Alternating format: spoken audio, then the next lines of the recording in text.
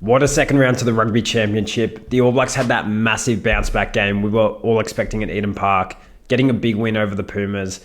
And the Springboks, they got a comfortable win over the Wallabies, but let's face it, the scoreline really could have blown out. Plenty of bombed opportunities by the Boks.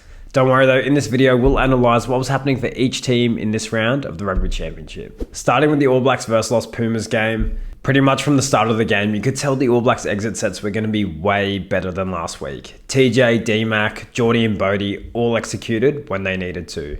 In fact, the All Blacks kicking game in general was pretty on point.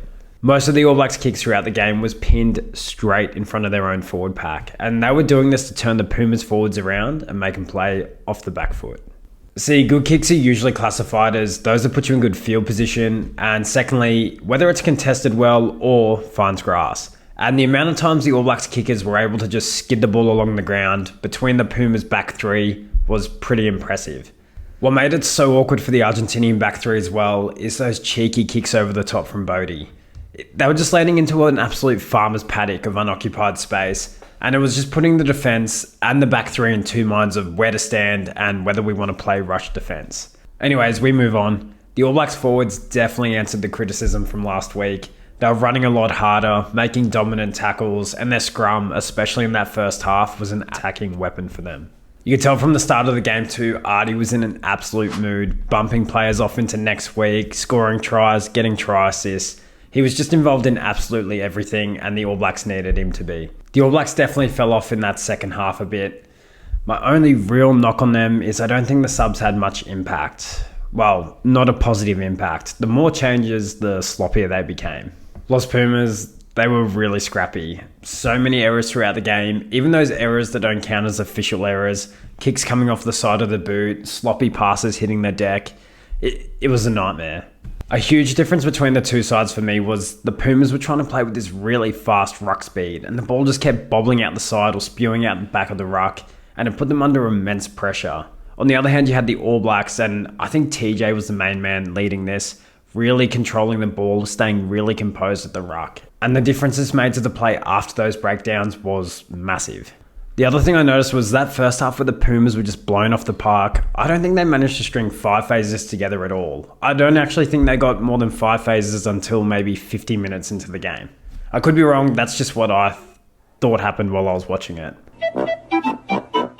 From there though, they managed to go back to back to back of long phase play, and they kind of played themselves into the game and got into the arm wrestle with the All Blacks. Although that last 30 minutes was a bit of a tough watch. It got really messy from both sides and a bit of handbags. Realistically though, for Argentina, missing 20% of your tackles and conceding 18 turnovers, it's going to be hard to beat any tier 1 side.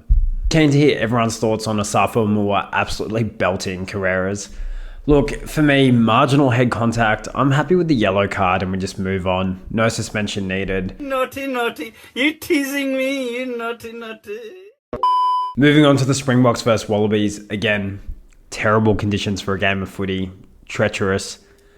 Let's get into one of the biggest talking points out of this game, and that was the uncontested scrums that the Wallabies called 48 minutes into the game.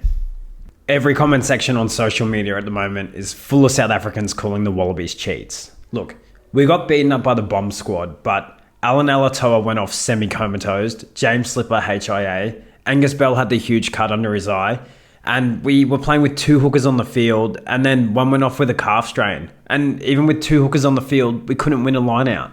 I can promise you, every Wallabies fan would have rathered Angus Bell stay on the field, or Alan Alatoa, or James Slipper than what happened.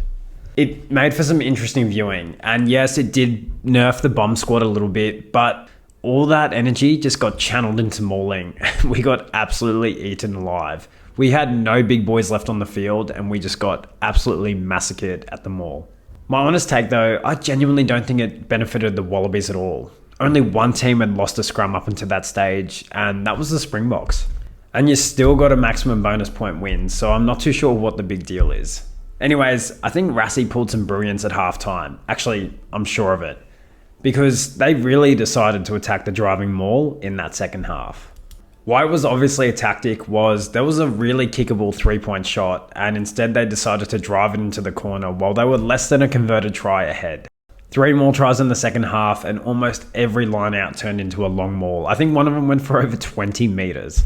I thought Williams and Libok were great when they came on for the box. Handré Pollard's kicking put him in all the right positions to capitalise on the maul. And the Box just won the contact against the Wallabies. They always had Australia in the back foot, whether they had ball in hand or not. And there's a particular stat I want to bring your attention to. Sure, Mngomezulu was quiet compared to last week, but let's put this into perspective for a second.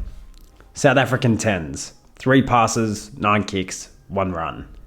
Look at the Wallabies 10s, 17 passes, 7 kicks, 3 runs. The Box played to the conditions perfectly, and although they may not be the star of the show this week, it's a perfect lesson in selfless rugby. On the other hand, the Wallabies executed a terrible kicking game. It was an absolute shit show from the Wallabies. Kicking straight down the throat of the Springboks back 3, cross kicks that would just skid straight into touch. There was never a chance a Wallabies player was getting to it, and exits that wouldn't even leave the 22 metre mark.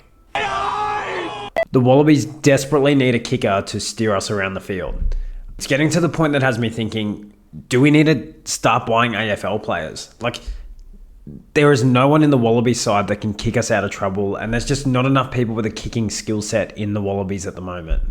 It's not even bad. It's worse than bad. It's You just have to say that you're fine when you're not really fine, but you just can't get into it because they... We couldn't get over the advantage line. We were never in a good position to have a crack with ball in hand. And is it just me, or do the Wallabies look completely lost with ball in hand? Hunter Paisami, one of the most damaging ball runners in Australian rugby. 6 carries for 7 metres throughout the game. That is nuts. He's not even going more than a metre a carry as an inside centre with ball in hand. Not a single Wallabies forward besides Harry Wilson ran more than 10 metres. Peter Steph du Toit ran more than the entire Wallabies forward pack on his own. Hey, mate, we're terrible. You know we're terrible. I love the Wallabies, but this could be a really long rugby championship for Australian fans. I can't see us winning a game, especially versus Los Pumas in Argentina. So much of our problems just stem from the fact we've got no one who can kick a ball. No one can kick a ball, and we're just going to forever rely on long distance tries. On the scoreboard, the Wallabies were in the contest for the first 60 minutes, but that's just because the Box bombed 2, maybe 3 tries really early on in the game. And especially the fact some of those opportunities were tries they'd scored 9 times out of 10, probably more, like 99 times out of 100. I can't see the Springboks losing a game this rugby championship. They're playing with so much confidence, great execution, all led by Rassie's brain power. I'll say though, this All Blacks matchup in South Africa is mouth-watering. Scott Robinson's got a great Super Rugby record over in South Africa, so prepare for a coaching masterclass. That's the only little bit of doubt in my mind that South Africa doesn't win this rugby championship. Thanks for watching. And if I do fall down, if I do fall into pieces, put myself together.